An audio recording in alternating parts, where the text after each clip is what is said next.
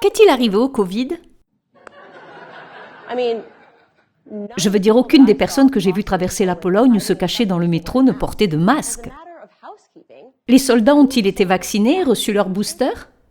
Je pensais que la science était bien claire.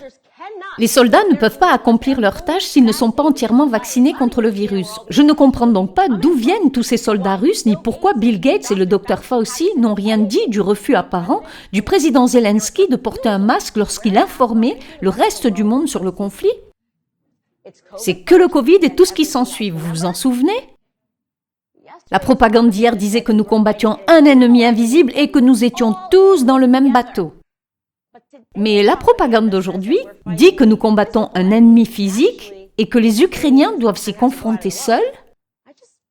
Je n'arrive pas vraiment à donner un sens à tout ça, c'est un retournement à 180 degrés. Attendez une minute, la propagande d'hier insiste sur le fait que les citoyens ne doivent jamais être armés et que nous avons besoin de restrictions plus strictes sur les armes à feu. Eh bien aujourd'hui, elle dit que les Ukrainiens sont armés en masse par leur gouvernement pour défendre leur patrie et que nous devrions nous en réjouir. Que faut-il faire alors ?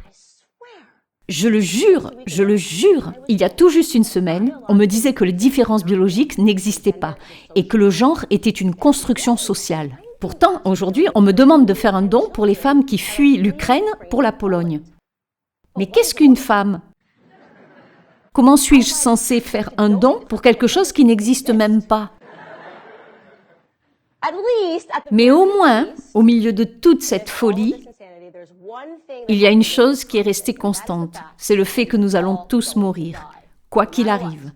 À moins que nous faisions exactement ce que notre gouvernement et les médias nous disent.